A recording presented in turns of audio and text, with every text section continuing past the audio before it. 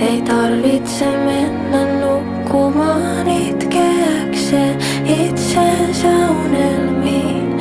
Ja elämä on päivästä päivään